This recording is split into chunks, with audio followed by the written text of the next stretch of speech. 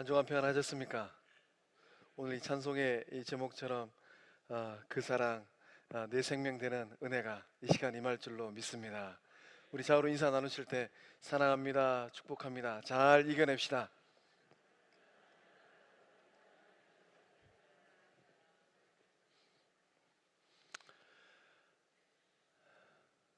코로나의 기세가 상당히 매섭습니다. 그러나 아무리 코로나의 위세가 매섭다 할지라도 이 땅 가운데 생명을 보내신 하나님의 그 큰 사랑으로 잘 이겨내는 우리 성광의 식구들 다 될 줄로 믿습니다.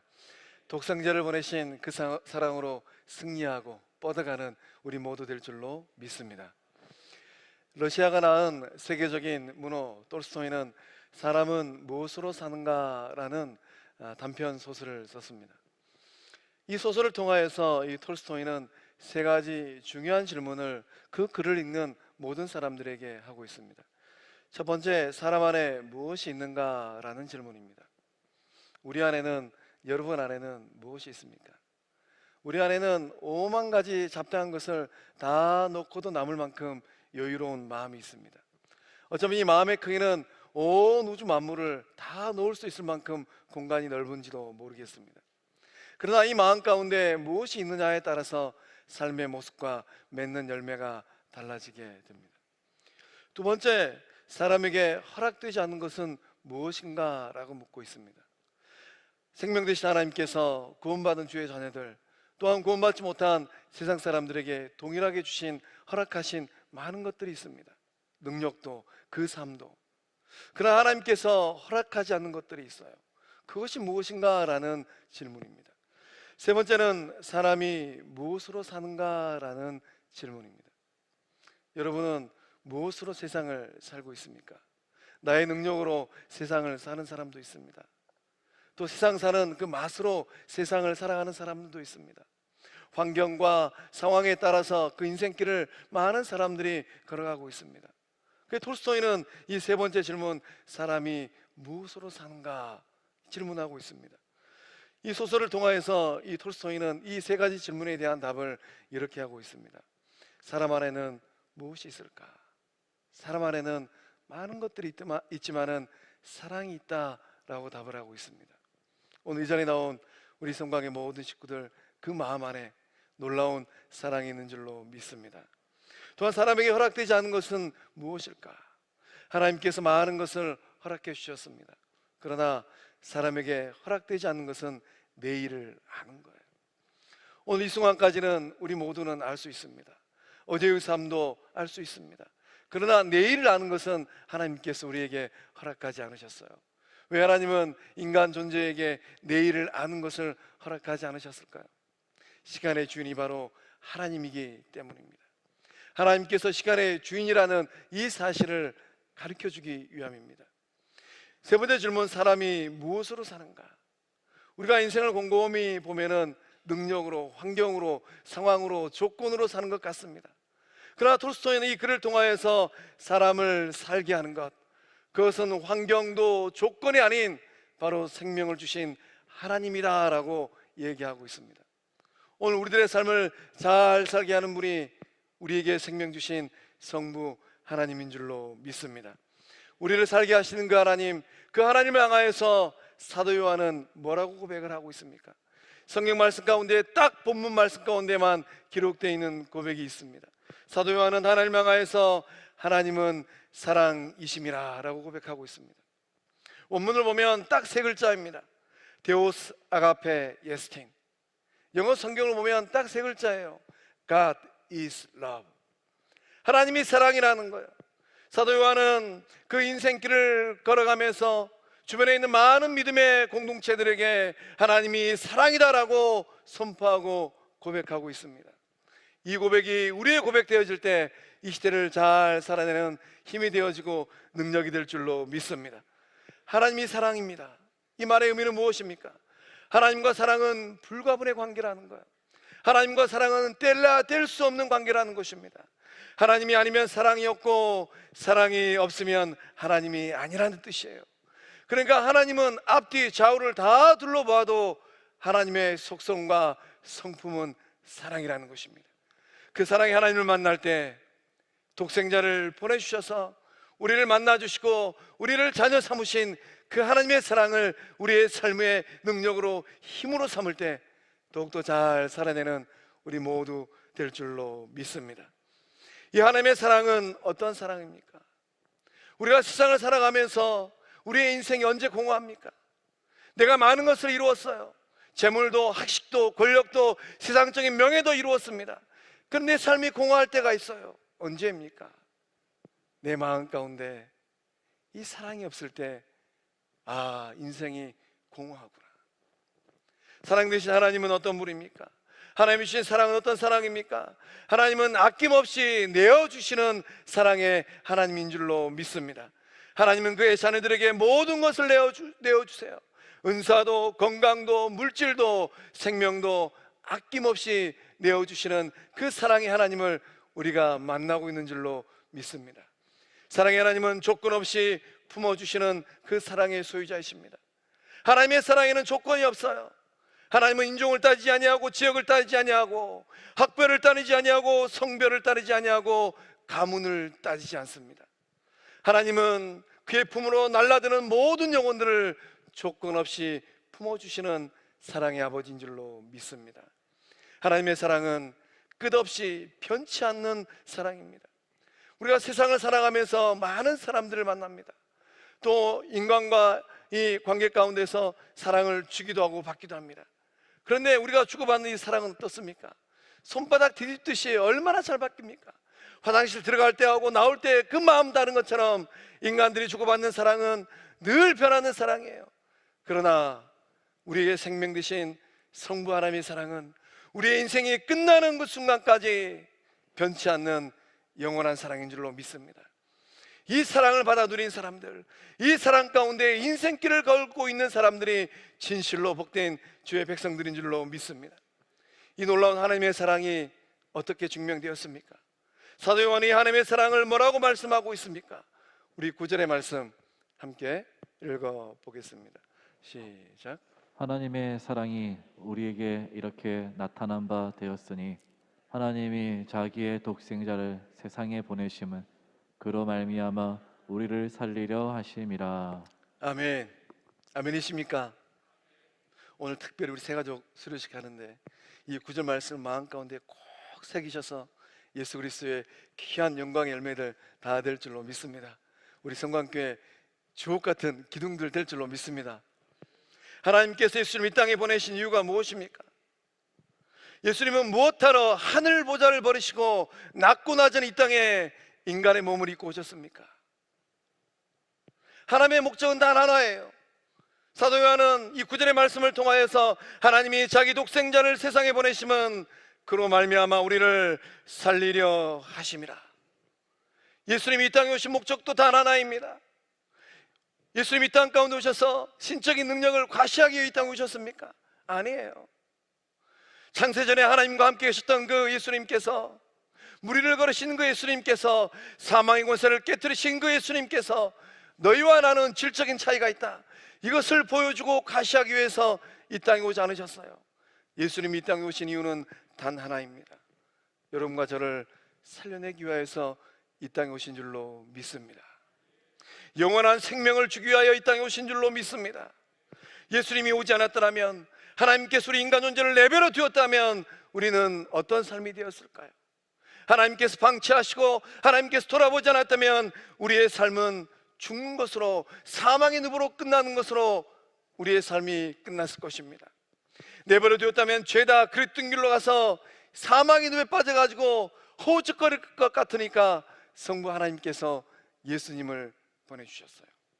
내버려 두면 짐승과 별반 다르지 않는 삶이 될 것 같으니까 성부 하나님께서 예수님을 보내주셨습니다. 내버려 두면 천국 영생 복락의 삶이 아니라 지옥 불고덩이로 떨어지는 그런 삶이 될 것 같으니까 성부 하나님께서 예수님을 보내주셨습니다. 이번 한 주간 9시 뉴스를 보고 또 이 인터넷 뉴스를 보면서 참 마음 아픈 단어가 있었습니다. 어떻게 하나님의 형상대로 지음받은 인간 존재가 그러한 일들을 저지를 수 있단 말인가? 천인공노하다, 짐승만도 못한 삶을 살았다. 어떻게 이런 고백을 할 수 있습니까? 어떻게 이런 삶의 자리로 추락할 수 있습니까? 하나님의 형상대로 지음받았음에도 불구하고 성부의 사랑이 없고 성자 예수 그리스도의 구속이 없는 사람들, 그 삶의 자리는 곰곰이 들여다보면 조금의 차이는 있지만은 별반 차이가 없는 그런 인생의 자리입니다. 오늘 전에 나온 우리 성광의 식구들의 삶의 자리는 어떻습니까? 하나님의 형상대로 지음받은 복된 삶을 다 살고 있는 줄로 믿습니다. 그래서 이 성부 하나님은 하나님의 형상대로 지음받은 삶이 되라고 예수님을 인간의 몸을 입히셔서 이 땅 가운데 보내셨습니다. 예수님은 누구를 위하여 오셨을까요? 예수님은 누구를 구원하기 위하여 이 땅에 오셨을까요? 어떤 목사님 두 분이 이런저런 대화를 나누었습니다. 아주 절친 사이예요. 이런저런 대화를 나누다가 이 자식 이야기를 하게 되었습니다. 이보게, 나는 자네가 참 부럽네. 나는 그렇게 아들을 갖고 싶었음에도 불구하고 딸 하나 놓고 아무것도 없었네. 그런데 자네는 무려 아들이 5이지 않는가? 하나님께서 5 생명 주셨으니까 그 중에 하나만 낳아주게나. 우리가 그런 거 주고받을 수 있는 그런 사이지 않은가? 이 말을 또 곰곰이 들어보니까 너무 절친이거든요. 그래, 5 중에 내가 하나를 자네에게 줌세 하고 집에 돌아가서 아내하고는 한마디 상의도 없이 이 5명의 아들 중에 누구를 친구 집에 보낼까? 그 밤에 마지 얼굴을 가만히 보니까 장남이에요. 첫째는 장남이에요. 이 첫째를 어떻게 보낸단 말인가? 이 둘째를 또 가만히 보니까 둘째는 너무 명석한 머리예요. 둘째의 미래가 기대됩니다. 야, 둘째는 잘 키워내면 하나님 나라의 일꾼이 되겠는데, 셋째는 보니까 나를 쏙 빼닮았어요. 나를 이렇게 빼닮은 아들을 어떻게 보낼 수 있단 말인가? 또 넷째를 보니까 이 5 자식 중에 가장 병약합니다. 이 자식을 보내서 내가 밤에 잠이나 제대로 잘 수 있을까? 또 5째 막둥이를 보니까 막둥이는 눈에 넣어도 아프지 않는 막내예요. 이 아들을 어떻게 보낼 수 있단 말인가? 이리 둘러보고 저리 살펴보아도 5명의 아들 가운데 절친한 친구에게 보낼 자식이 없는 거예요. 그날 저녁에 깨닫게 되었습니다. 요한복음 3장 16절의 말씀에 하나님이 세상을 이처럼 사랑하사 독생자를 주셨으니, 예수님을 이 땅 가운데 보내실 때 성부 하나님의 마음은 어떤 마음이었을까요? 온 우주 만물을 창조할 때 같이 있으셨던 그 성자 예수님, 그 성자 예수님을 이 땅 가운데 보내실 때 성부 하나님의 마음은 어떤 마음이었을까요? 목사님은 그 마음이 이제 느껴지기 시작했다고 합니다. 아, 예수님을 이 땅 가운데 보내신 성부 하나님의 마음은 참 애달픈 마음이었겠구나. 아들 예수님을 내어주실 때 성부 하나님의 마음은 찢어지는 아픔이었겠구나. 오늘 우리 안에, 우리 가운데 그 사랑이 임하고 있는 줄로 믿습니다. 성부 하나님께서 예수님을 내어주면서까지 사랑한 존재가 이 자리에 있는 우리 성광의 식구 한 분 한 분인 줄로 믿습니다. 우리를 살리기 위하여 이 땅에 오신 예수님은 어떤 존재가 되셨습니까? 예수님도 33년의 인생길을 걸어가실 때 자신의 인생을 두고 명확하게 말씀하셨습니다. 우리 마가복음 10장 45절의 말씀을 함께 읽어보겠습니다. 시작. 인자에 온 것은 섬김을 받으려 함이 아니라 도리어 섬기려 하고 자기 목숨을 많은 사람의 대속물로 주려 함이니라. 아멘. 예수님께서 하신 말씀입니다. 인자가 온 것은, 내가 하늘 보좌를 버리고 인간의 몸을 입고 이 땅에 온 것은 섬김을 받으려 함이 아니라 온 우주 만물을 창조하신 창조주입니다. 인간 존재에게 섬김받기 위해서 오지 않았다라는 거예요. 도리어 섬기려 하고 자기 목숨을 많은 사람의 대속물로 주려 함이니라. 이 대속물이라는 단어를 기억하셔야 됩니다. 대속물이라는 이 단어의 뜻은 무엇입니까? 구약 성경의 배경으로 보면 대속물은 범죄의 보상으로 내는 돈이에요. 내가 죄를 지으면 하나님 앞에 용서함 받기 위해서 내는 돈이 대속물입니다. 성경이 기록되어 있던 1세기 로마 시대의 배경으로 보면 이 대속물은 노예를 해방시키기 위해서 지불해야 될 몸값이에요. 팔려간 사람을 되찾아오기 위해서 지불해야 될 몸값이 바로 대속물입니다. 우리 모두는 어떤 존재입니까? 우리 모두는 죄의 매인 몸이요 죄에 팔린 인생입니다. 바울 사도가 주저하지 않냐고 이렇게 고백하는 거예요. 나는 육신에 속하여 죄 아래 팔렸도다. 이 가운데 죄 아래 팔리지 않은 인생이 있습니까? 우리 가운데 인생길을 걸어가면서 죄 아래 팔려보지 않는 삶이 있습니까? 우리 모두는 다 죄 아래 팔린 죄인이었습니다. 이런 죄인된 우리를 구속하기 위하여서, 우리를 살려내기 위하여서 예수님께서 오셔서 몸값을 지불하셨습니다. 예수님께서 오셔서 대속물이 되신 거예요. 예수님께서 죄값을 지불해 주셨기 때문에 오늘 우리는 성부 하나님의 아들이 되어지고 구원받은 주의 백성 자녀가 된 줄로 믿습니다. 예수님께서 인간의 몸을 입고 이 땅에 오셔서 우리의 몸값을, 죄값을 지불해 주셨기 때문에 우리는 영적 자유를 누리고 있는 줄로 믿습니다. 이 고백을 잃어버리지 말아야 돼요. 예수님을 통하여서 나는 진실로 자유인이 되었구나. 예수님을 통하여서 나는 구속받은 주의 백성이 되었구나. 예수님께서 지 아래 팔린 나의 죄값, 내 몸값을 지불해 주셨기 때문에 나는 구속받은 주의 백성이 되었구나. 이 확신 가운데 믿음의 길을 걸어갈 때 더욱더 귀한 주의 백성들 다 될 줄로 믿습니다. 우리의 삶을 잘 살게 만드는 이 사랑은 어디에 있습니까? 이 사랑은 어디에 있을까요? 우리는 여전히 인간의 몸을 입고 이 세상을 살아갑니다. 한 주간의 삶도 열심히 일을 합니다. 가정에서, 일터에서, 또 학생들은 열심히 지식을 쌓기 위해서 도서관을 갑니다. 또 사업하는 사람들은 열심히 돈을 벌기 위해서 일터를 종횡무진합니다. 이 사랑이 우리 지갑 안에 있을까요? 이 사랑이 우리의 발걸음이 닿는 세상 가운데 있을까요? 이 사랑이 우리의 머리를 더욱더 똑똑하게 하는 대학 도서관에 있을까요? 이 사랑은 이 세상 그 어디에도 없습니다.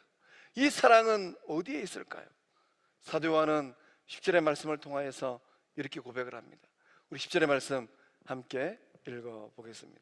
시작.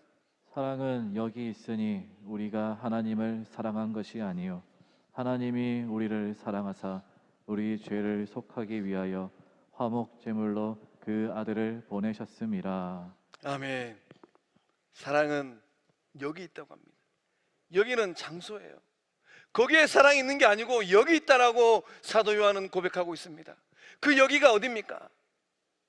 내가 사랑하고 내가 아끼는 아내나 자식들의 품이 아니에요. 내 인생의 가장 자랑거리인 내 일터가 아니에요. 그 사랑은 여기가 어디예요? 바로 성부 하나님의 품인 줄로 믿습니다. 그 사랑은 세상에 있는 것이 아니라 그 사랑은 성부 하나님의 품에 있는 것이에요. 그 사랑이 우리를 살게 하고 그 사랑이 우리의 삶의 능력이 된 줄로 믿습니다. 오늘 세상의 많은 사람들은 이 사랑을 좀 맛보기 위해서 이곳저곳을 빕니다. 이곳에 가면 그 사랑을 좀 느껴볼 수 있을까? 어찌하여서 세상의 밤하늘이 그렇게 밝습니까? 어찌하여 세상의 그 뒷골목들은 그렇게 휘황찬란합니까? 제 가운데 있는 그 영혼들이 이 사랑을 좀 맛보기 위해서 이곳저곳을 다닙니다. 그러나 아무리 세상을 싸돌아다녀도 이 사랑을 찾을 수가 없어요. 오직 이 사랑은 아들을 내어주신 성부 하나님 그 품 안에 이 사랑이 있는 줄로 믿습니다. 이 사랑 안에서 세상에서 가장 귀한 나의 존재를 발견하는 우리 성강의 모든 식구들 다 될 줄로 믿습니다.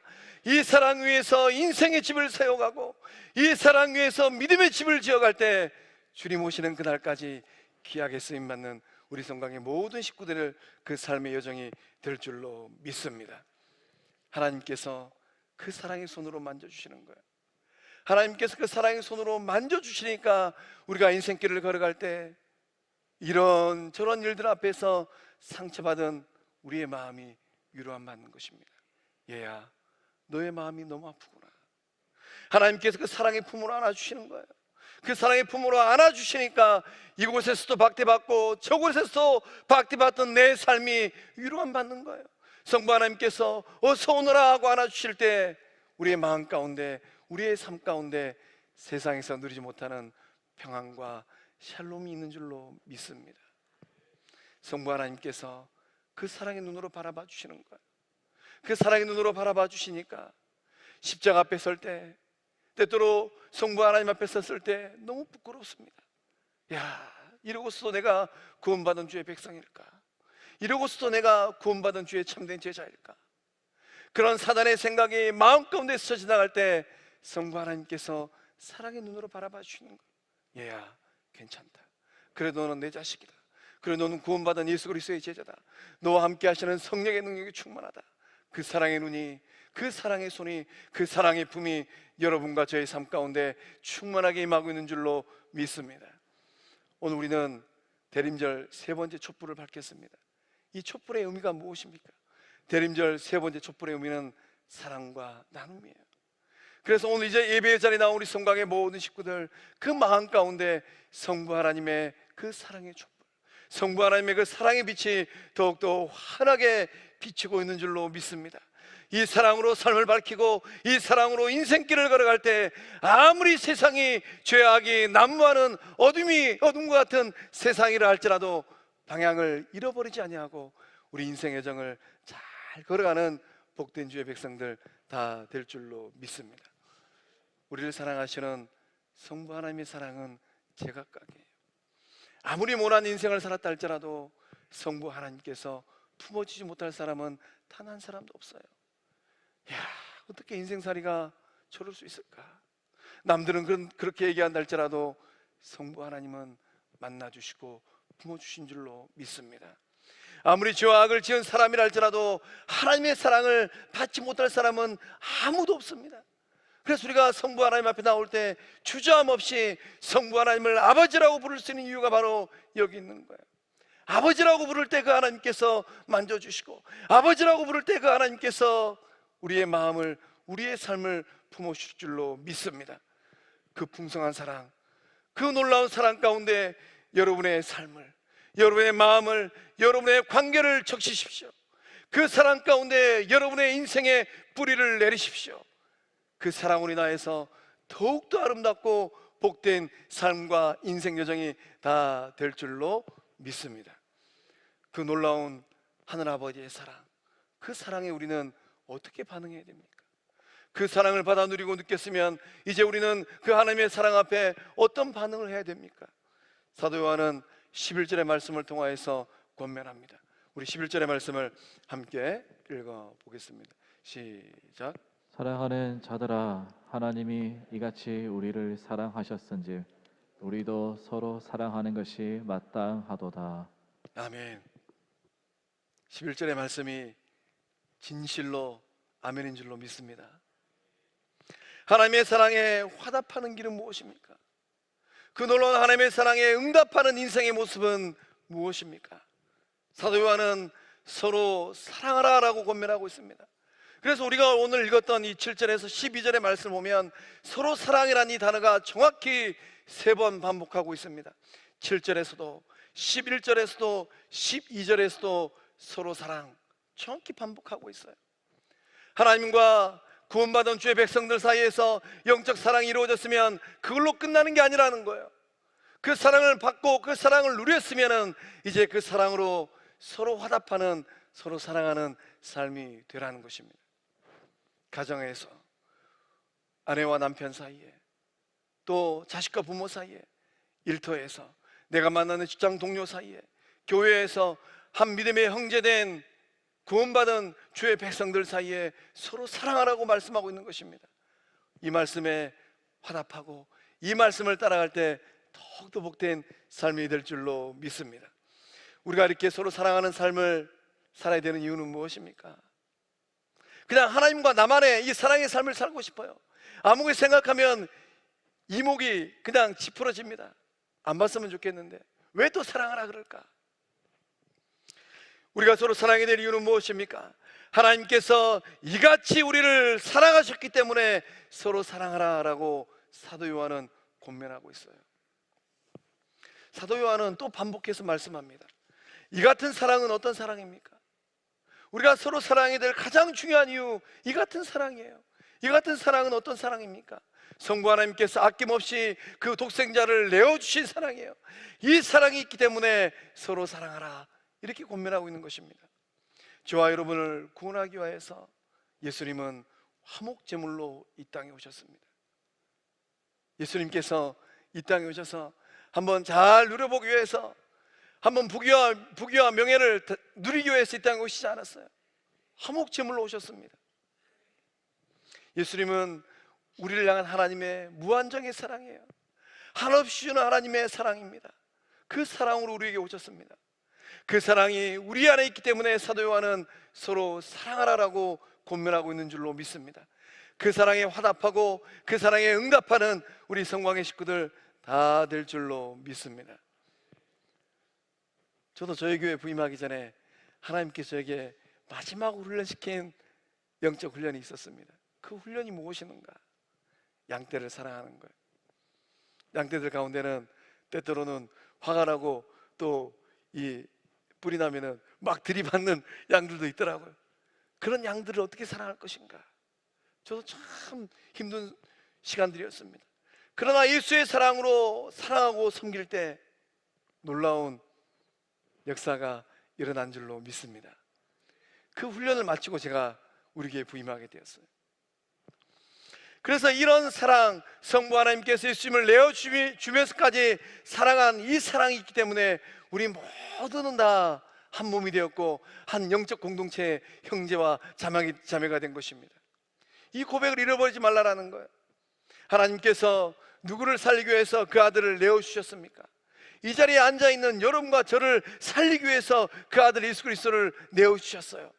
그래서 바울 사도는 로마서 5장 8절의 말씀을 통하여서 놀라운 고백을 하고 있습니다. 함께 읽어보겠습니다. 시작. 우리가 아직 죄인 되었을 때에 그리스도께서 우리를 위하여 죽으심으로 하나님께서 우리에 대한 자기의 사랑을 확증하셨느니라. 아멘. 저는 로마서 5장 8절의 말씀을 묵상할 때마다 전율입니다. 우리가 아직 죄인 되었을 때, 우리가 누굽니까? 우리는 이 앞에 서 있는 최 목사예요. 또 이전에 예배 자리에 나온 우리 성광의 식구 한 분 한 분입니다. 아직 죄인 되었을 때에, 이 아직이란 단어가 중요합니다. 아직 죄인 되었을 때는 어떤 상태입니까? 우리가 영적으로 연약할 때예요. 우리가 여전히 세상 가운데서 이것이 밥인지 먹을 것인지 먹지 말아야 할 것인지, 하나님께서 기뻐하시는 영광의 길인지 아니면 하나님께서 기뻐하지 않는 삶의 모습인지 구별하지 못할 때예요. 불의하고 정직하지 못하고 경건하지 못할 때입니다. 하나님과 전혀 상관없는 욕망의 삶을 살고 세상에 치우친 삶을 살아갈 때예요. 하나님과 철저히 원수 되었을 때, 그때 우리 주님께서 어떻게 하셨습니까? 그리스도께서 우리를 위하여 죽으셨다라고 기록되어 있습니다. 그러한 삶을 살려내기 위해서 성부 하나님은 아까워하지 아니하고 대가를 지불하셨습니다. 우리 성부 하나님께서 가장 귀하게 여기시는 보물, 성부 하나님께서 가장 소중하게 생각하셨던 그 독생자를 아낌없이 내어주신 줄로 믿습니다. 그 사랑에 화답하고 그 사랑에 응답하는 우리 모두 될 줄로 믿습니다. 그래서 사도 요한은 서로 사랑하는 것은 마땅하다라고 얘기하고 있습니다. 이 마땅하다라는 말의 의미는 무엇입니까? 마땅하다, 그것은 반드시 사랑해야 된다는 거예요. 그것은 사랑하지 않으면 안 된다는 의미입니다. 이거는 선택의 여지가 아니에요. 이것은 구원받은 주의 백성들이라면 성부 하나님의 놀라운 사랑을 받고 누리고 깨달은 주의 백성이라면 이유 여하를 불문하고 사랑하고 아끼고 보듬어 주는 삶을 살으라고 말씀하고 있는 줄로 믿습니다. 사도 요한이 이렇게 강조하는 이유가 있습니다. 사도 요한은 무엇 때문에 이 서로 사랑을 3번 반복할까요? 이렇게 강조하는 이유가 무엇일까요? 사도 요한은 예수님께서 하셨던 가장 중요한 메시지, 가장 중요한 말씀을 그 마음 가운데 간직하고 있습니다. 예수님께서 요한복음 13장 34절과 35절의 말씀을 통하여서 이렇게 말씀하십니다. 함께 읽어보겠습니다. 새 계명을 너희에게 주노니 서로 사랑하라. 내가 너희를 사랑한 것 같이 너희도 서로 사랑하라. 너희가 서로 사랑하면 이로써 모든 사람이 너희가 내 제자인 줄 알리라. 아멘. 이것은 우리의 생명 대신 우리를 구원하기 위하여 인간의 몸을 입고 하늘 보좌를 버리고 이 땅에 오신 예수님의 말씀입니다. 세 계명을 너희에게 주노니 서로 사랑하라. 서로 사랑은 요한의 입에서 나오기 전에 예수님의 입을 통하여서 요한의 마음에 새겨진 말씀입니다. 요한은 이 서로 사랑을 평생 마음에 간직하고 살았어요. 서로 사랑하는 게 무엇일까? 서로 사랑하는 삶은 어떤 삶일까? 가정에서, 일터에서, 교회에서 서로 사랑하십니까? 왜 대답이 없어요? 서로 사랑하십니까? 입술의 고백이 진정한 삶의 고백인 줄로 믿습니다. 예수님께서 이 말씀을 하실 때는 언제입니까? 제자들과 마지막 만찬의 자리에서 이 말씀을 하셨어요. 이 말씀은 예수님의 유언입니다. 예수님께서 이 땅을 떠나기 직전에 서로 사랑하라고 말씀하셨어요. 그러니까 내가 믿음 있는 사람이고, 내가 예수 그리스도의 충성스러운 제자이고, 내가 예수 그리스도의 구원받은 주의 백성인가 인지 아닌지를 알 수 있는 정확한 잣대가 있습니다. 사랑의 삶을 사는가 못 사는가. 기도의 자리에서, 예배의 자리에서 굉장히 열심히 있어요. 그러나 그 삶에는 사랑의 모습이 없어요. 그는 반쪽알이입니다. 아직도 멀었어요. 교회의 생명은 무엇일까요? 우리가 이 대림절 기간 동안에 우리가 회복해야 될 거룩한 대림의 영성은 무엇입니까? 서로 사랑하는 것인 줄로 믿습니다. 서로 사랑하는 것은 교회의 생명입니다. 이 서로 사랑, 이 위에 예수님께서 말씀하셨던 생명 공동체가 세워진 것입니다. 이 반석 위에 내 교회를 세우리라. 우리 주님께서 꿈꾸셨던 그 반석은 어떤 반석일까요? 물질이 풍성한 것입니까? 좋은 건물을 가진 것일까요? 세상에서 영향력 있는 사람들이 모이는 것일까요? 아니에요. 우리 주님께서 꿈꾸셨던 그 반석은 서로 사랑하는 생명 공동체인 줄로 믿습니다. 이 사랑 위에 아끼고 보듬어주고 함께 울어주고 함께 기뻐할 때 우리 가운데 주님께서 꿈꾸셨던 하나님의 나라, 의와 평강과 천국이 임하게 될 줄로 믿습니다. 예수님께서 보여주신 그 삶의 모습, 그 삶의 모습을 한 단어로 하면 무엇입니까? 예수님의 인생을 통틀어서 한 단어로 하면 사랑이에요. 죽는 그 순간까지 우리 주님은 사랑의 삶을 사셨습니다. 채찍질하고 비난하고 욕을 하던 그들을 향하여서 한없는 사랑을 보여주셨어요. 예수님처럼 서로 사랑하고 아끼고 이해하고 용서하고 등 두들겨주는 삶, 그 삶이 바로 참된 제자의 삶인 줄로 믿습니다. 형제사랑은 어떻게 하는 것일까요? 어떻게 하는 게 참다운 형제사랑일까요? 서로 사랑일까요? 기독교 상담가인 게리 이 체프먼은 5가지 사랑의 언어라는 책을 썼습니다. 이 사랑의 이 5가지 언어를 통하여서 우리는 어떻게 하는 게 서로 사랑하는 것일까? 중요한 깨우침을 얻게 됩니다. 5가지 사랑의 언어가 있어요. 첫 번째 언어는 칭찬과 인정하는 말이에요. 입술의 변화입니다. 입술에서 표독스러운 말, 입술에서 깎아내리는 말, 입술에서 돌아서면 도마에 올려서 비아냥거리는 말, 그런 말이 아니라는 거예요.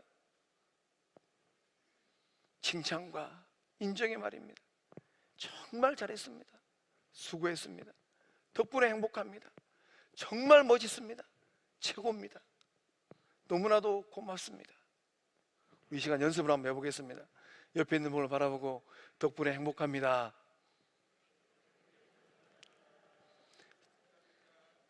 정말 잘했습니다. 정말 멋있습니다. 미스 코리아, 미스터 코리아가 따로 없습니다. 최고 중에 최고입니다. 우리 엄지척하고 한번 인사합시다. 최고 중에 최고입니다. 오늘 여기서 연습한 거 집에 가서도 남편이 조금 꼴불견 꼴 사나워도 딱 문 열고 들어오면 엄지척하고 여보야가 최고 중에 최고입니다. 또 아내가 아무리 바가지를 많이 긁어도 여보야가 미스 코리아 중에 미스 코리아입니다. 또 자식이 아무리 속을 썩여도 그래 잘했어 정말 잘했어 이렇게 인정하고 칭찬해 줄 때 하나님의 나라 천국이 우리 가운데 임하게 될 줄로 믿습니다. 두 번째는 친밀한 시간이에요. 친밀한 시간은 어려운 게 아닙니다. 상대방이 무엇에 관심이 있는가 그것을 알고 거기에 집중해 주는 거예요. 아, 요즘에 김장철인데 상대방이 김장에 관심이 있구나. 그러면 같이 그 김장을 이 화두거리 삼아서 이런저런 이야기하는 것입니다. 또 상대방이 요즘에 고3 아들이 이 수능을 보고 어느 대학을 갈까 그게 관심이에요. 그러면은 9시 뉴스나 또 여기저기서 들은 말로 이 고3 수험생들의 이야기를 함께 주거니 받거니 하는 겁니다. 이렇게 친밀한 시간을 가져갈 때 그 가운데 사랑이 이루어지게 된다는 것입니다. 세 번째는 따라합니다. 선물. 자, 따라합니다. 세 번째는 선물. 비싸지 않아도 괜찮아요. 장갑 한 켤레, 목도리 하나, 또 양말 한 켤레. 요즘에 또 이제 김장철에서 다들 가정들마다 열심히 김장하지 않습니까? 그럼 김장 한 포기씩 가져다가 주는 거예요.